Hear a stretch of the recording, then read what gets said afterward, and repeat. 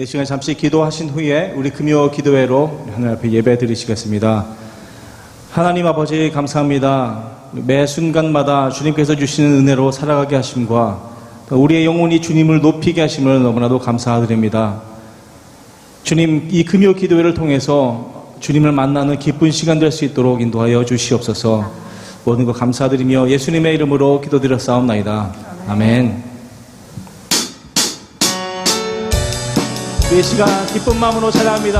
찬양하세, 찬양하세, 찬양하세. 함께 소리 높여 찬양 드리세. 찬양하세, 찬양하세.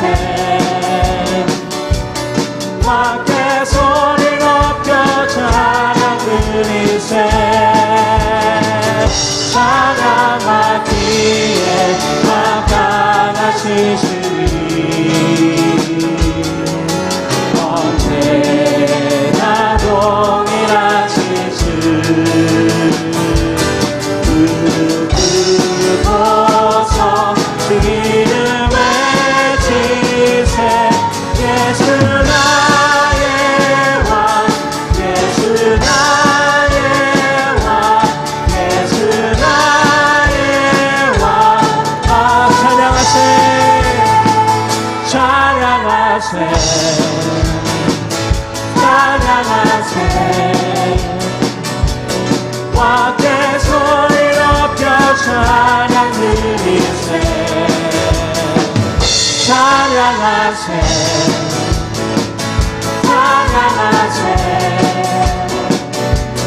함께 소리 높여 찬양 드리세. 찬양하기에 막강하신 주님,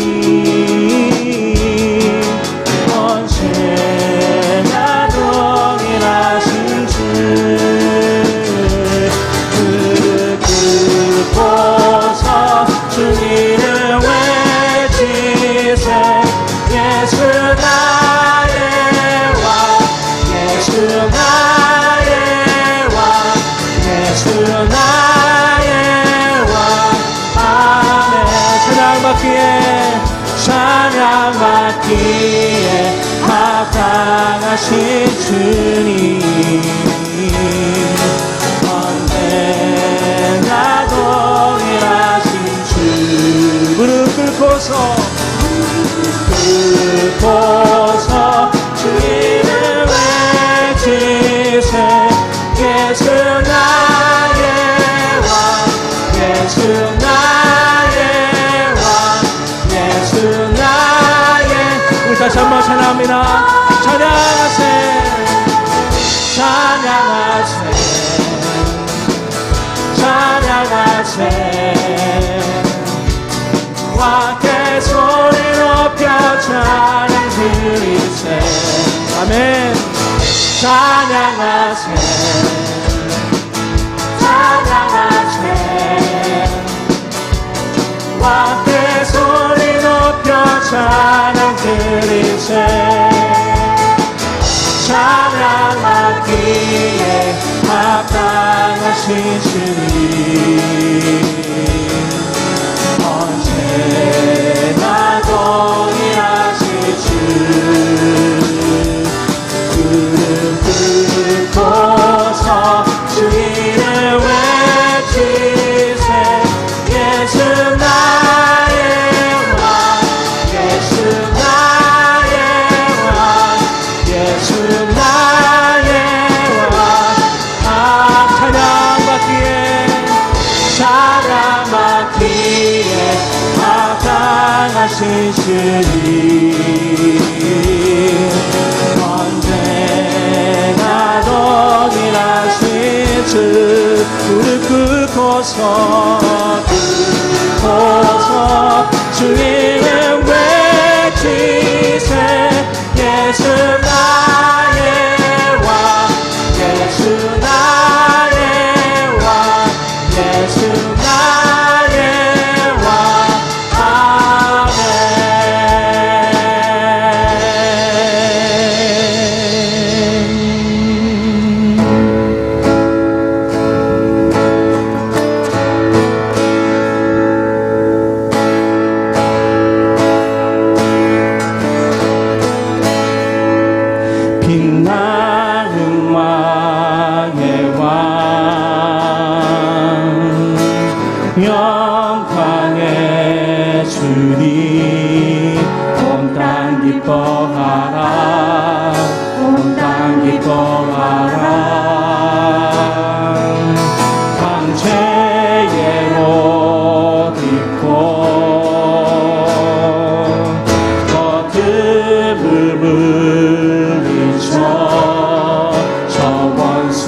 떠내 저 원수는 떠내 위대하신 주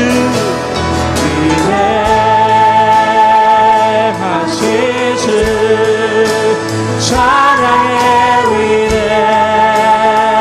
위대하신 주 모두 알게 되리라 위대하신 주 영원한 주의 주 영원한 주의 주 시간의 주 완전 알파와 오메가 알파와 오메가 삼위의 하나님 아바 성령 예수 사자와 어린 양 사자와 어린 양 위대하신 주 찬양의 위대하신 주 모두 알게 되리라 위대하신 주 이 시간 선포합니다 위대하신 주 위대하신 주 찬양의 위대하신 주 모두 알게 되리라 위대하신 주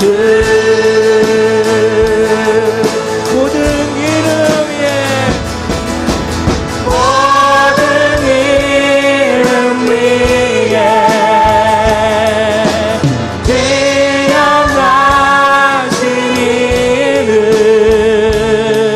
다 찬양해 위대하신 주 모든 이름 위에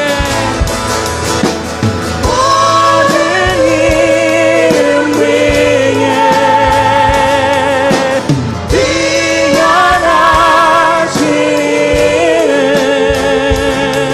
다 찬양해 위대하신 주 위대하신 주 위대하신 주 찬양의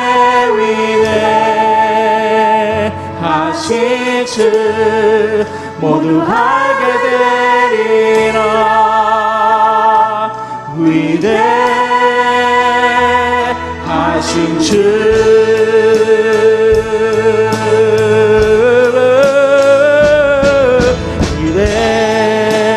위대하신 주 찬양의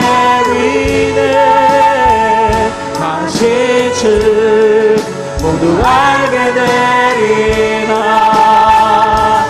위대하신 주 주를 찬양해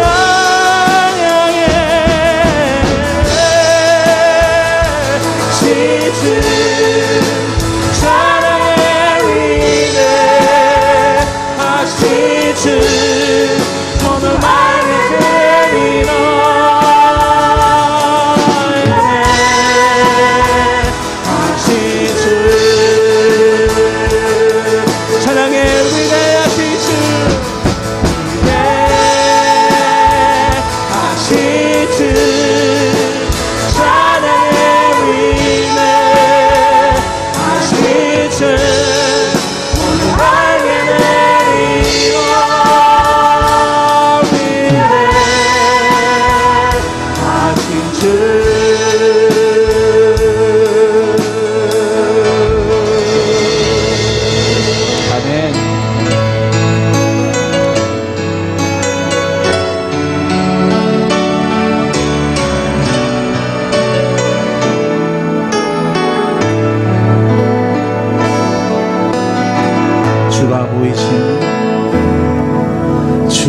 보이신 생명의 길, 나 주님과 함께 사랑만을 드리며 주님 앞에 나가리.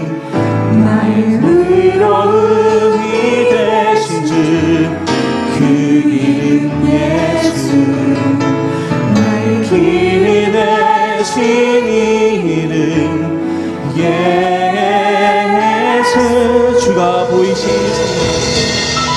주가 보이신 생명의 길, 나 주님과 함께 사랑 마음을 드리며 주님 앞에 나가리. 의로움이 되신 주, 그 이름 예수. 길이 되신 이름 예수. 나의 길 오직 그가 아시나니. 나는 당연하신 그의 내가 정은 거친 나오리나. 주가 보이신 생명의 길, 나 주님과 함께 사랑 마음을 드리며 주님 앞에 나가리. 의로움이 되신 주, 그 이름 예수. 나의 길이 되신 이름 예수. 나의 길 오직 그가 아시나니. 나는 당연하신 그의 내가 정금 거친 나오리. 나에게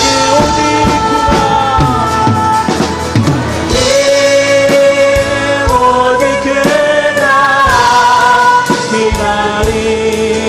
나에는 당연하신 그의 내가 저는 거친 나오리라.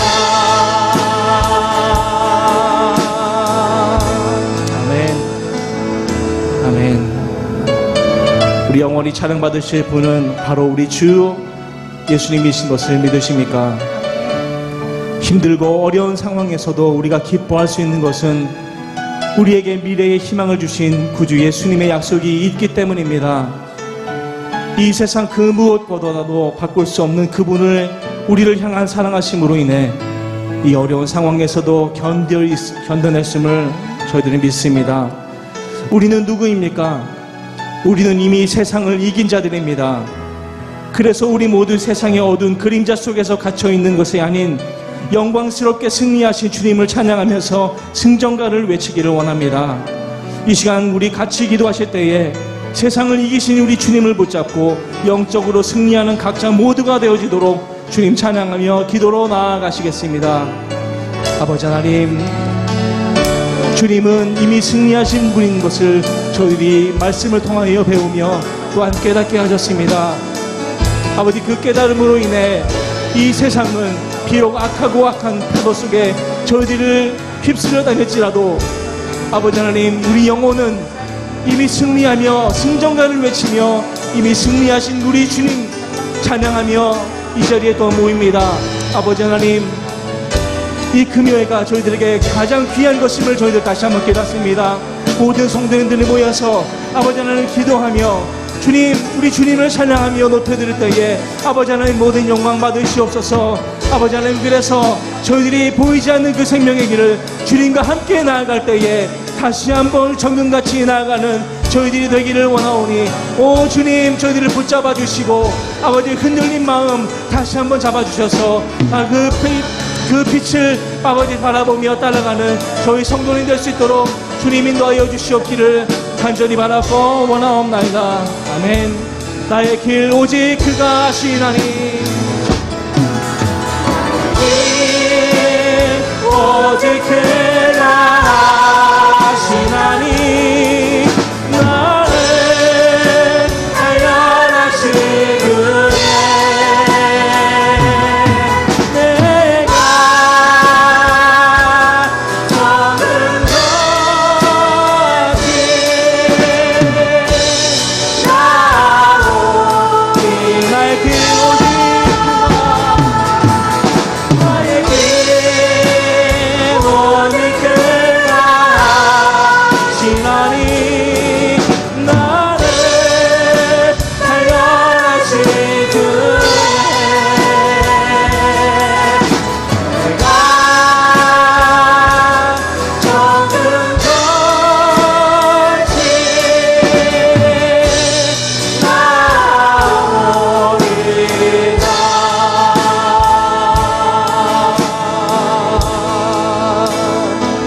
아멘.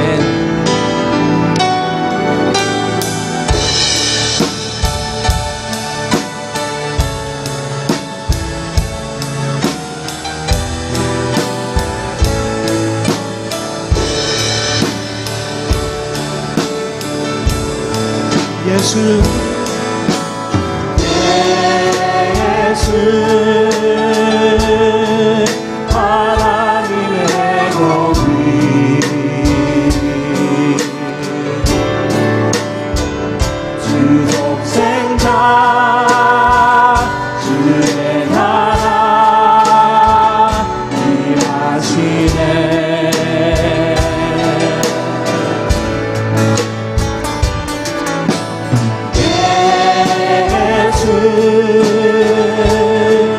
태물이 되신 주,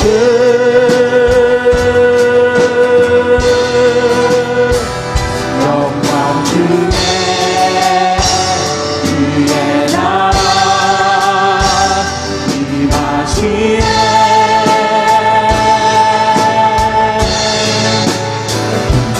주의 나라 영원하며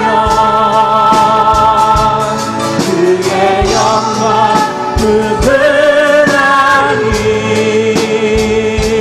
하늘이 영광은 여기 이대리 나였으니, 주의 주권과 주의 통치와 주의 나라 힘과 권세 임하네.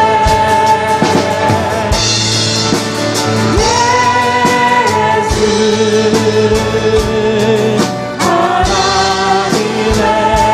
사랑, 예수 하나님의,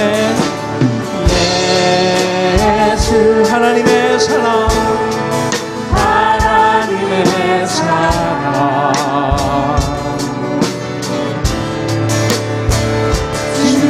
은혜와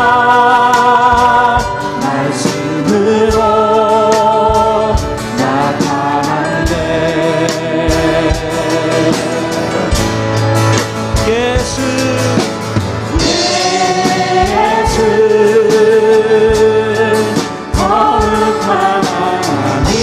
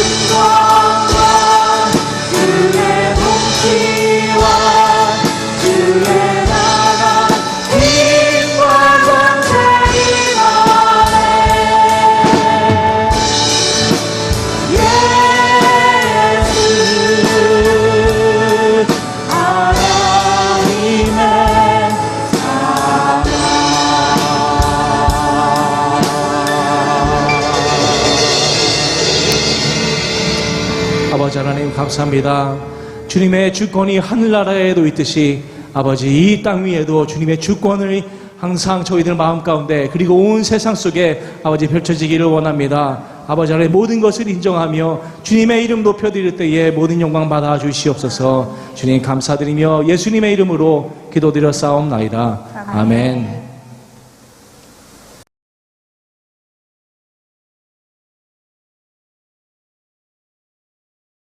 우리가 기도하는 곳에 가다가 점치는 귀신 들린 여종 하나를 만나니 점으로 그 주인들에게 큰 이익을 주는 자라. 그가 바울과 우리를 따라와 소리질러 이르되 이 사람들은 지극히 높은 하나님의 종으로서 구원의 길을 너희에게 전하는 자라 하며 이같이 여러 날을 하는지라. 바울이 심히 괴로워하여 돌이켜 그 귀신에게 이르되 예수 그리스도의 이름으로 내가 내게 명하노니 그에게서 나오라 하니 귀신이 즉시 나오니라.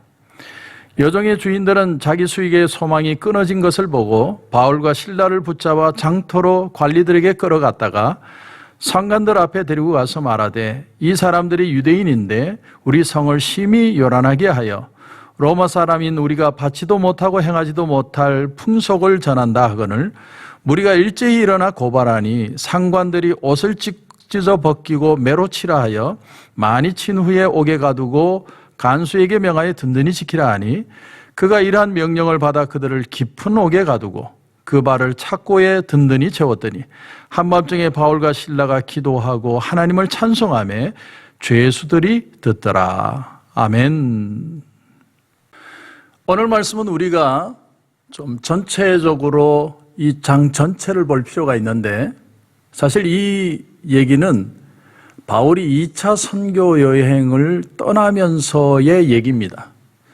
사실 바울은 이 유럽 지역, 마게도냐 지역으로 올 생각이 없었죠. 1차에도 소아시아로 갔고 2차도 소아시아로 가서 그 중에서도 에베소라는 곳에 가서, 왜냐하면 에베소라는 도시는 사람이 많고 물반 고기반이라고 그곳에 가면 복음을 더 많은 사람에게 전할 수 있겠다는 생각 때문이었습니다. 내가 익숙한 곳이고 익숙한 곳에서 더 많은 예수를 모르는 사람을 믿게 하고 싶다. 여러분, 이건 얼마나 상식적이고 또 이해가 가는 얘기겠습니까? 그런데 7절을 보면 무시아 앞에 이르러 비두니아로 가고자 애쓰되 예수의 영이 허락하지 아니하시는지라. 예수의 영이라는 말은 성령이죠. 성령께서 사도 바울을 막으시고 내가 소아시아에서 자꾸 복음을 전하고 싶은 선한 열정이 있는데, 열정이 나쁜 게 아닙니다. 선한 열정인데 성령이 그걸 자꾸 막는 겁니다. 오늘 여기에 오늘 여러분에게 드릴 말씀에 포인트가 있습니다. 내가 살면서 내 삶에 이것은 확신이고 원칙이라고 생각했는데 그것을 포기할 때 하나님의 더 큰 역사가 나타날 수 있다. 내가 보기에는 이게 참 불합리해 보이는데 그런데 그 속에서도 하나님 앞에 맡기고 믿음으로 살아갈 수 있느냐, 이 퀘스천을 오늘 본문은 우리에게 던지고 있다는 겁니다. 이해가 되지는 않아요. 정말 이게 받아들이기 어려워요. 내가 기쁘고 평안하고 즐거운 것이 하나님의 뜻이지, 내가 어렵고 힘들고 고통스러운데 그 속에서도 하나님의 큰 뜻이 드러날 수 있느냐, 그것을 우리에게 질문하는 겁니다. 오늘 이제 우리가 읽은 16절을 보면 우리가 기도하는 곳에 가다가 점치는 귀신 들린 여종 하나를 만나니 점으로 그 주인들에게 큰 이익을 주는 자라. 기도하는 곳에 가다가, 이 말은 기도처라는 말이죠. 이 빌립보라는 지역인데 이 지역에는 그 회당이 없습니다. 왜 회당이 없느냐? 회당은 유대인들이 10명만 있어도 만드는 게 회당이었습니다. 회당이 거창한 게 아니에요.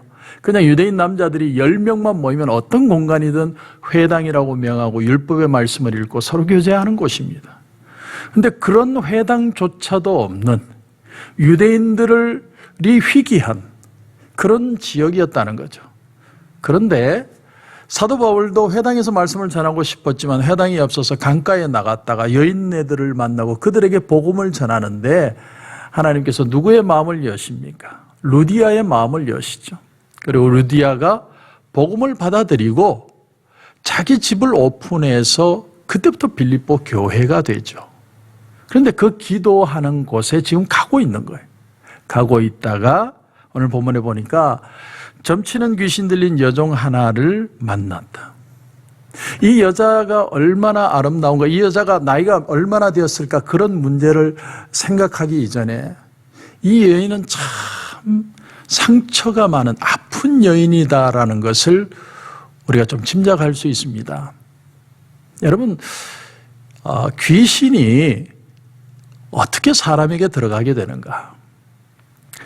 가장 큰 신뢰가 뭐냐면 사람이 너무 큰 충격을 받을 때, 갑자기 내가 감당할 수 없는 엄청난 일을 만날 때 사람이 자기 마음을 놓고 정신줄을 놓는다고 그러죠. 그런 허한 마음에 귀신이 들어올 수 있다라는 거예요. 제가 전에도 말씀을 드렸지만 어느 기도원에 제가 신학생이 되기 전에 기도원을 가서 기도를 하는데 하나님 앞에 그게 기도인지 생각인지 잠깐 그런 기도를 드린 것 같아요. 하나님, 오늘 내가 귀신 들린 여자 한번 보고 싶습니다. 왜 그런 기도를 했는지 모르겠어요. 그런데 불과 1분도 안 돼서 내 뒤에 어떤 여자가 왔는데 완전히 귀신 들리네. 야, 저는 너무나 충격받았습니다. 나는 기도 응답이 1분 안에 되는 건 또 처음 봤습니다. 근데 귀신 들린 게 어떤 것인지 알게 됐어요. 근데 그 여인은 왜 귀신이 들렸냐면 바로 그날 자기 오빠가 죽은 거예요. 갑자기 심장마비로 세상을 떠난 거예요. 그런데 오빠와의 사이가 각별했는데 그날인지 며칠 전인지 그 여인이 너무나 충격이 커서 감당을 못한 거예요. 근데 그 허한 마음에 귀신이 들어왔다는 거예요. 오늘 이 말씀을 보면 이 여인은 아마 노예였을 겁니다. 노예. 옛날에 노예라는 것은요, 태어나면서 노예가 아니라 이 나라가 저 나라를 침략해서 그 나라를 전쟁에서 승리하면 그냥 다 노예가 되는 거예요. 귀부인이든 영부인이든 다 노예가 되는 거예요. 그러니까 어제까지는 아주 멋있고 부유하고 아름다운 삶을 살다가 오늘 밥도 제대로 먹었는지 옷은 제대로 입었는지 아주 처참한 꼴로 바뀌는 게 노예거든요. 아마 이 여인은 그런 어떤 호화로운 삶을 살다가 갑자기 인생의 나락으로 떨어져 전혀 자기가 예상하지 못한 삶에 대해서 그 삶에 대한 충격 때문에, 고통 때문에 갑자기 귀신이 들지 않았을까 한번 짐작해 봅니다. 그런데 점을 치는데 점이 너무 용한 거예요. 사람이 점을 치는 게 아니라 귀신이 점을 치는 거죠. 점 치는 귀신이 들어왔는데 기가 막히게 맞췄다는 거죠. 그래서 주인들이 돈을 벌었습니다. 여기 주인들이라고 표현한 이유는 뭐냐면 그 당시에는 노예가 점을 잘 치면 여러 사람이 공동으로 돈을 투자를 했대요. 그래서 주인들이에요. 돈 투자해서 얼마나 많이 그 여자를 통해 돈을 이윤을 내려고 했겠습니까? 그러니까 이 여인은 참 불쌍한 여인이에요. 자기 것도 아니에요. 점만 치고 모든 이득은 다른 사람이 취하는. 저도 이런 상상을 한번 해봤어요. 여러분, 만약에 이 코로나 지역에 어떤 여자가 강신이 임했는데 아주 기가 막히게 마치더라. 아주 그냥 쪽집게다. 막 소문이 나는 거예요. 그러면 많이 갈걸요? 모르긴 몰라도 우리 교인 중에도 그런 유혹을 받을 사람이 있을지 몰라요. 그래서 오늘 설교는 여러분 굉장히 중요한 얘기, 여러분 잘 들으셔야 돼요. 이거 똑바로 안 들으면 나도 어떻게 될지 모르는 거예요. 여러분이 잘 들으셔야 됩니다. 혹 귀신이 안 들렸더라도 우리가 믿는 사람의 입장에서 누군가 아주 신통방통한 예언을 한다고 칩시다. 근데 그 사람 앞에만 가면 쪽집게요. 너무 예언을 잘해. 뭐 그렇게 잘 맞출 수가 없어요. 제가 왜 이 얘기를 하냐면 제가 교회를 시작할 때 그런 얘기를 여러 번 했죠. 요 밑에 있는 뉴홉 처치에서 시작을 할 때, 빌려서 교회를 시작할 때 그 목사님이 저한테 30분 예언을 했다고. 내가 받고 싶어 받은 건 아닌데 근데 그 예언을 얘기를 했더니 어느 날 전화가 왔어요. 저한테 어떤 성도님이 아주 진지하게, 목사님, 혹시 그 캠 목사님인데 캠 목사님을 좀 만날 수 없을까요? 본인은 너무 진지한 거예요. 그때 제가 깨달았어요. 목사의 설교보다 예언이 100배로 효력이 있구나. 내가 그때 깨달았어요. 사람들 예언 너무 좋아하는구나. 그래서 오늘 이 설교 여러분 잘 들으셔야 돼요. 똑바로 못 들으면 여러분도 이제 다 끌려가요. 오늘 본문을 다시 보면 16절에 점치는 귀신 들린 여종 하나를 만나니 점으로 그 주인들에게 큰 이익을 주는 자라. 자, 점치는 귀신이 그 속에 들어갔는데 쪽집게처럼 맞춰요. 주인들이 돈을 많이 벌었다는 건 역으로 뭘 얘기하는 겁니까? 그 도시에 있는 사람들이, 많은 사람들이 이 여인에게 줄에 줄을 서서 점을 봤다는 얘기죠. 그런데 귀신처럼 안다는 말이 있는 것처럼 이 귀신 들린 여인이 사도 바울을 알아본 거예요. 처음으로 이 동네에 희한한 사람이 하나가 왔는데, 야, 이건 하나님의 종이다. 그리고 이 구원을 너희에게 보여주려고 왔다. 말을 한 게 아니고요. 고래고래 고함을 질렀다고 그랬어요. 여러분, 귀신 들린 사람 소리 지르는 거 영화에서 보셨죠?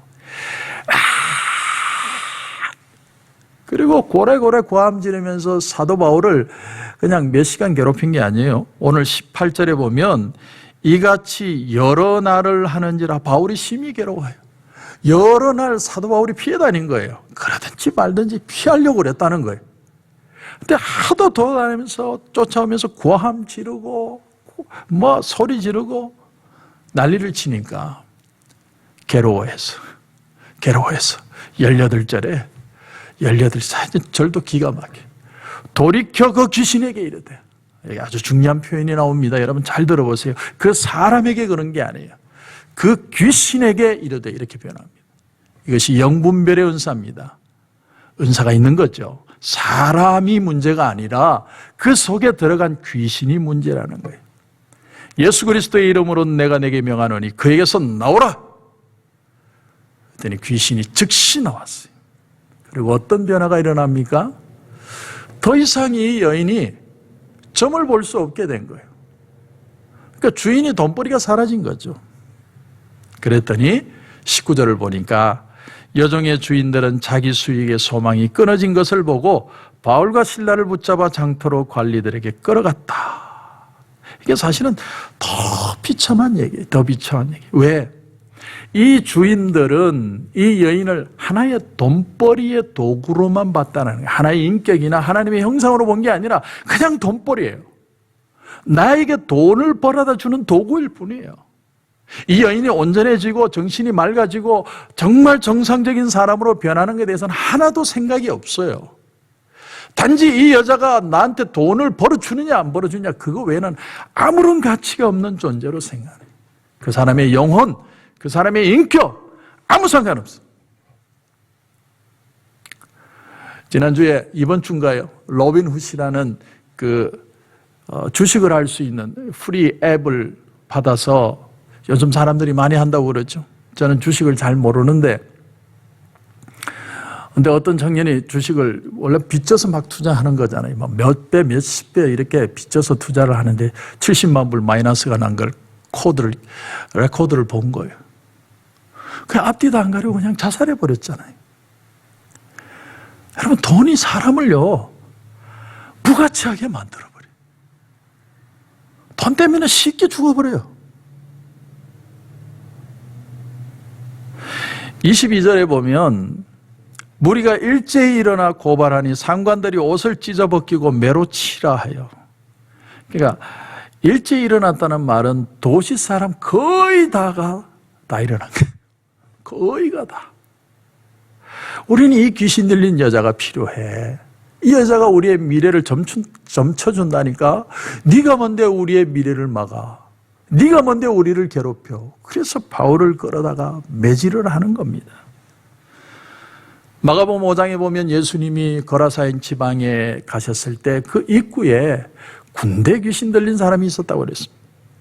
근데 그 사람은 지나가는 사람을 자꾸 점을 쳐준 게 아니라 가는 사람 오는 사람 해코지를 했다고 그랬어요. 군대 귀신 들린 사람이 해코지를 했으니 얼마나 어마무시합니까? 그래서 예수님이 그 귀신을 그래서 온전하게 사람을 만드는 귀신이 나가게 했어요. 그랬더니 그 군대 귀신이 뭐라고 얘기합니까? 우리를 이 지방에서 떠나보내지 말아주옵소서.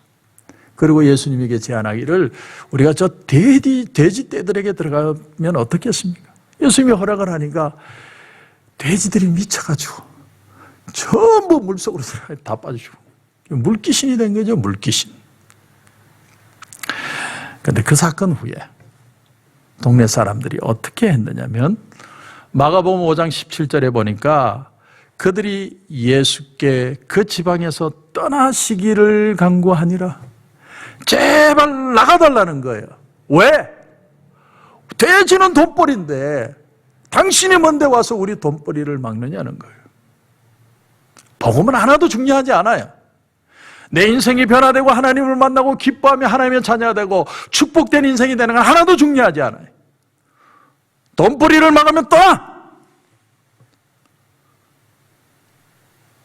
그래서 예수님이 그것을 떠납니다.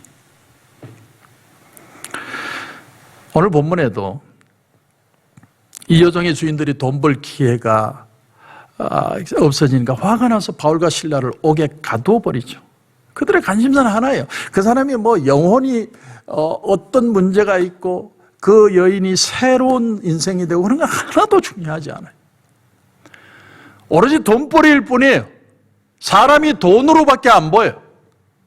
그 외에는 아무 가치가 없는 거예요. 제가 여러분에게 말씀드리고 싶은 포인트가 바로 여기입니다.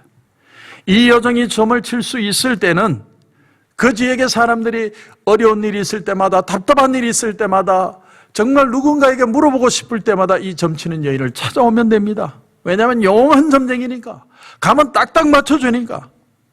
주인들이 돈을 많이 벌었다는 얘기는 그 도시의 많은 사람들이 하루 일과가 매일같이 그 점쟁이를 찾아오는 일이었다라는 거예요. 내가 답답할 때마다 내 문제를 해결해 줄 사람은 그 점쟁이 여인이에요. 그 여인이 점만 쳐주면 궁금한 것이 속신하게 풀리니까 모든 사람들이 줄에 줄을 서서 그 여인을 찾아가는 겁니다.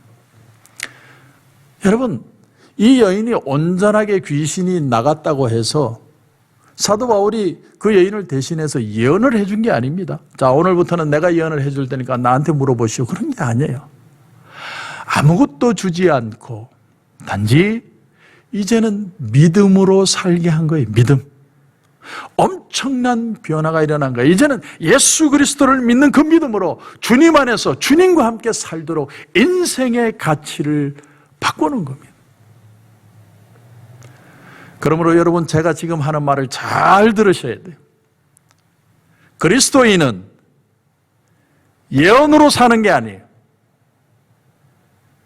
그리스도인은 예수 그리스도의 이름의 능력으로 사는 거예요.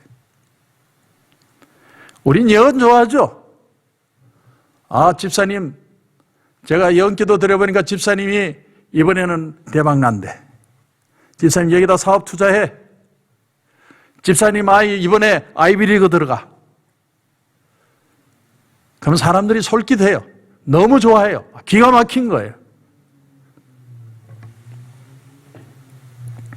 그래서 우리의 미래를 그 점쟁이처럼 그 사람에게 물어보고 그 사람이 주인이 되고 그 사람이 내 인생의 구주가 돼서 그 사람이 하라는 대로 살아요.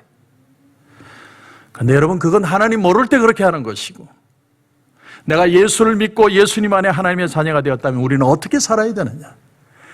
우리의 인생을 몰라요. 이제 내가 미래가 어떻게 될지 몰라요. 그러나 내 미래의 주인이신 하나님을 신뢰하고 하나님을 믿고 그분이 내 삶을 인도할 줄 믿고 그분을 따라가는 삶을 사는 거예요. 그것을 가리켜서 크리스찬이라고 표현하는 거예요. 주 언제 강림하실지 혹밤에 홍낮에 또 주님 만날 그곳도 난 알 수 없도다. 있도다가 아니라 없다는 거예요. 없는데 내가 믿고 또 의지하면 내 모든 형편 잘 아는 주님, 늘 돌보아 주실 것을 나는 확실히 아네. 뭐를 아는 거예요? 하나님이 나를 도와주실 것을 아는 거예요. 크리스찬들은 그런 모습으로 사는 사람이에요. 내 미래 신수를 꼬박꼬박 가르쳐주고 부자 만들어주는 것으로 그치는 그 정도의 인생이 아니라 내 인생 전체를 가장 아름답고 귀하게 살아가게 하실 하나님의 은혜를 붙들고 사는 사람으로 우리 크리스찬들은 오늘을 사는 겁니다.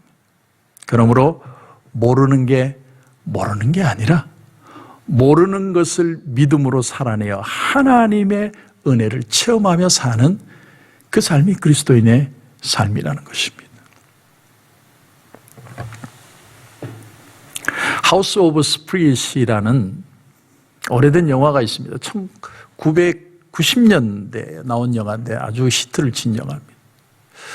칠레를 배경으로 영화가 만들어졌어요. 칠레를 배경으로 한 영화가 많지 않은데 이 칠레를 배경으로 만들어졌는데 메릴 스트립, 제레미 아이언스라는 두 배우를 통해 만들어진 영화입니다. 근데 이 제레미 아이언스가 원래는 메릴 스트립의 언니와 결혼을 하려고 했어요. 근데 언니가 갑자기 죽어요. 그 일로 인해서 메릴 스트립과 결혼을 하면서 일어나는 가정사를 얘기한 영화입니다. 그런데 이 메릴 스트립이 어렸을 때 이 메릴 스트립이 미래를 내다보는 능력이 있는 거예요. 미래를 내다볼 줄 아는 아이예요.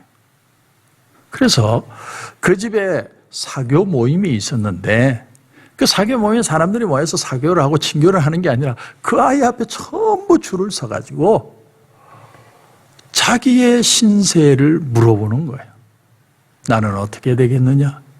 내가 미래가 어떻게 되겠느냐? 내가 지금 빚이 졌는데 어떻게 해결을 해야 되겠느냐? 그러면 이 여자애가요, 이번 토요일에 있는 경마 경기에 어떤 말이 이깁니다. 가르쳐 주는 거예요. 기가 막히죠? 이번 주에 게임스탑이 10배 오를 겁니다. 가르쳐 주는 거예요. 기가 막히죠? 줄 안 설 사람 누가 있어요? 부자 된다는데. 전부 그 소녀 앞에 서는 거예요. 복채도 안 주고. 그런데 이 이야기가 미래를 점을 쳐주다 갑자기 이 아이가 소스라치게 고함을 쳐요. 왜냐하면 자기가 자기 언니가 죽는 걸 본 거예요. 자기 언니가 죽는 걸 본 거예요. 순간적으로. 근데 그 언니가 진짜로 죽어요. 그리고 그 후로부터 이 아이의 마음에 길티 필링이 생긴 거예요. 나 때문에 내 언니가 죽었다. 그리고 그때부터 이 아이가 말을 안 하는 거예요. 제레미 아이언스가 메릴 스트립을 찾아서 자기 아내로 삼으려고 할 때까지 말을 하지 않는 거예요. 여러분, 그 영화가 우리에게 보여주는 사실이 시사하는 게 뭐라고 생각합니까? 내게 아무리 신통방통한 능력이 있어도 그것이 내 삶을 가치 있고 의미 있게 만들어주는 게 아니라는 거예요. 그냥 알 뿐이에요. 미래를 알고 있을 뿐이에요.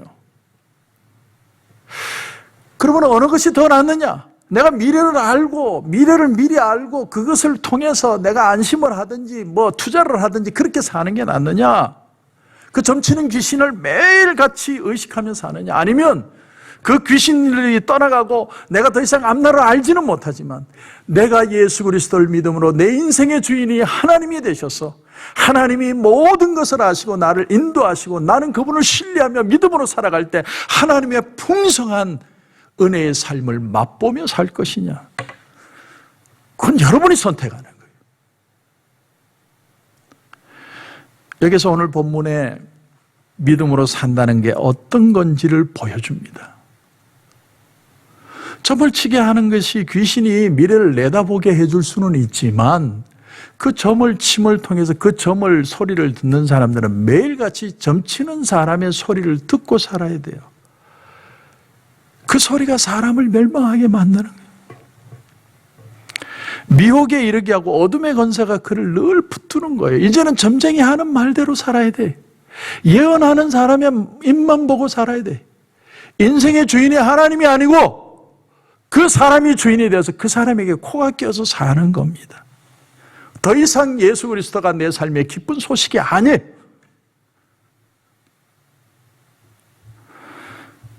예수님도 당신의 운명이 어떻게 될 것이라는 것을 알고 계셨어요.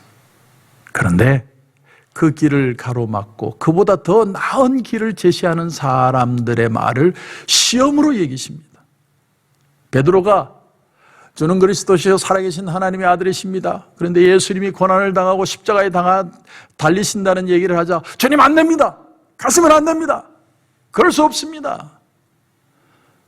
그때 예수님이 뭐라고 그래요? 사단아 내 뒤로 물러가라. 너는 나를 넘어지게 하는 자로다. 네가 하나님의 일을 생각하지 않고 사람의 일을 생각하는도다. 예수님은 더 나은 길, 편법의 길을 택하지 않았어요. 하나님의 뜻이 십자가를 통해 어떻게 일어날지 모르지만 아는 게 아니에요. 십자가의 고난이 있다는 건 알아요. 그러나 그 길을 가는 거예요. 그 미래를 하나님 앞에 맡기고 가는 거예요. 그러니까 예수님도 믿음으로 그 길을 걸어가신 거예요. 성도 여러분, 우리도 마찬가지입니다. 오직 의인은 믿음으로 말미암아 살리라. 알기 때문에 믿는 게 아닙니다. 모르기 때문에 모르지만 믿는 것입니다. 맥스 루케이도의 짐을 버리고 길을 묻다라는 책을 보니까 이런 아주 재밌는 얘기가 하나 나오더라고요. 이 맥스 루케이도에게 어느 날 목사님 하면서 그 교회 성도 세라라는 성도가 복숭아 조림을 한 단지 가지고 온 거예요. 복숭아 조림. 저는 복숭아 조림이 어떤 맛인지 잘 모르겠는데, 근데 그걸 퍼먹는데 너무 맛있는 거예요. 너무 맛있는 거예요. 기가 막히면 맛있는 거예요. 목사님이 너무 기쁜 거예요. 너무 기뻐요. 근데 얼마나 지났을까요? 그게 이제 바닥이 보이기 시작하는 거예요. 왜? 자꾸 퍼먹으니까. 나중에 딸그락거리는 소리가 나기 시작하는데 갑자기 목사님 마음속에 슬픔이 차더래요. 슬픔이. 왜 그래요? 이제 곧 이제 못 먹으니까. 이제 끝나니까. 그러면서 목사님이 상상을 했대요. 어떤 상상을 했냐면, 잠깐 그런 생각을 했지만, 만약에 내가 세라의 남편이었다면, 내가 세라의 남편이었다면 이 딸그락거리는 소리가 슬픔이 아니라 내 마음은 기쁘고 안도가 됐을 것이다. 왜냐하면 세라가 또 만들어줄 거니까. 참 짧은 얘기지만 우리에게 아주 중요한 얘기를 들려줍니다. 하나님을 믿고 하나님이 주실 것을 알기에 내가 이 길을 걸어갈 수 있는 자신감.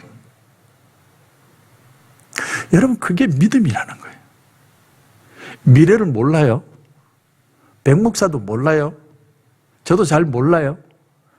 근데 하나님이 나의 하나님이시기 때문에 내 길을 형통하게 하실 것이라는 자신감.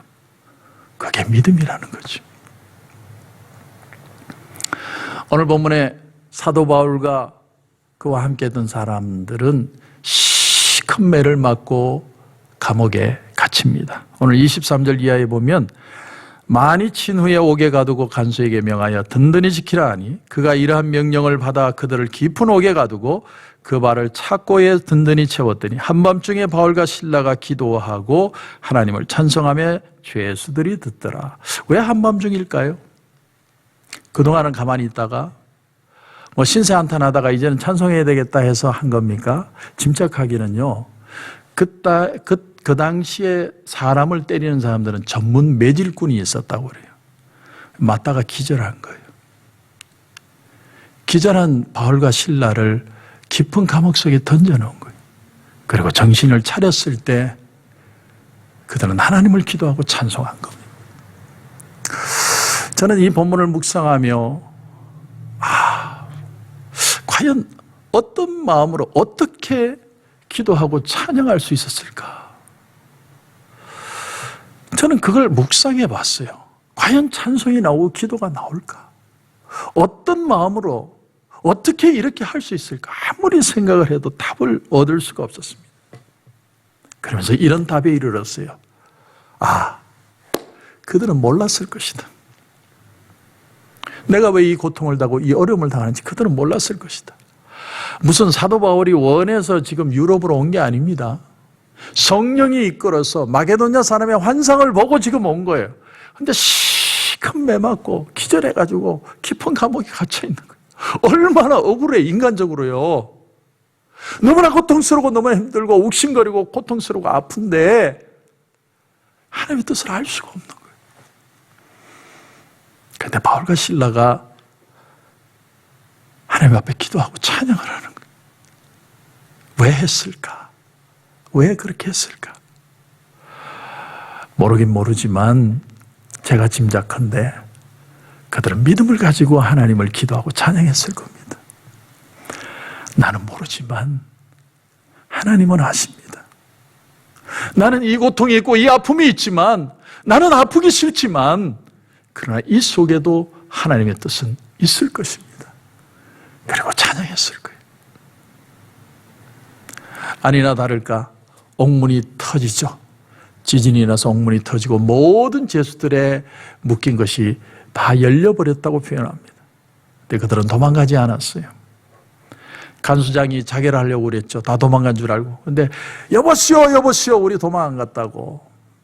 사도 바울 앞에 무릎을 꿇고 어떻게 하면 내가 구원을 받을 수 있겠냐고 질문을 하고 간수장의 집이 예수 믿는 역사가 일어나죠. 더 놀라운 사실이 뭐냐면 그 감옥은요, 로마의 높은 계급의 신분의 사람들이 갇히던 감옥이래요. 그 많은 사람들이 그 한밤중에 사도 바울과 실라의 찬양과 기도 소리를 들었다는 사실이, 그것이 로마가 뒤집어지는 전초 역사가 되었다는 겁니다. 제가 지금 설교 준비를 하고 있는데 본당에서 우리 찬양팀이 찬양을 녹음하는 소리가 지금 막 들려와요.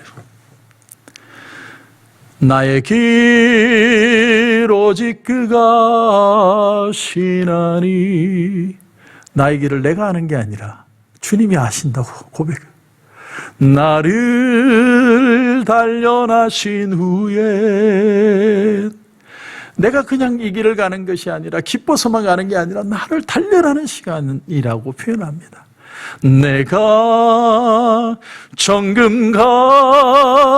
정금같이 나오리라. 내가 이 길을 다 통과하고 나면 불순물이 하나도 없는 그런 순금으로 변화되어 나타날 것이다. 내 길을 모르지만 하나님 앞에 맡기는 믿음이 있는 사람들의 결과가 정금이라는 것이죠. 사랑하는 성도 여러분, 지금은 믿음이 필요할 때입니다. 내 미래를 모른다고 답답해하지 마십시오. 내 미래를 인도해 가시는 하나님을 믿고 맡길 수 있다면 하나님은 오늘도 우리의 삶의 주인이 되어 주실 것입니다. 그런 은혜가 저와 여러분 가운데 넘치시길 주님의 이름으로 축원합니다. 기도드리겠습니다. 하나님 은혜를 감사합니다. 오늘 이 귀한 저녁에 우리가 바울과 실라가 당했던 일, 그 일을 통해 하나님의 역사가 어떤 것인지를 생각해 봤습니다. 좋은 일이 있어야만 하나님의 뜻이 아니라 우리가 어렵고 답답하고 이 팬데믹 상황 속에도 하나님의 역사는 더 크게 나타날 수 있다. 우리의 믿음을 통해서 그런 일이 이루어진다는 걸 배웠습니다. 하나님, 미래를 점치는 인생을 살지 않게 하시고 미래를 모르지만 미래의 주인이신 하나님 앞에 맡기고 믿음으로 승리하는 풍성한 삶이 우리 성도들에게 넘치게 하여 주시옵소서. 주님, 오늘 이 저녁에 기도할 때도 하나님 우리의 마음을 만져주실 줄 믿고 예수님의 이름으로 기도드립니다. 아멘.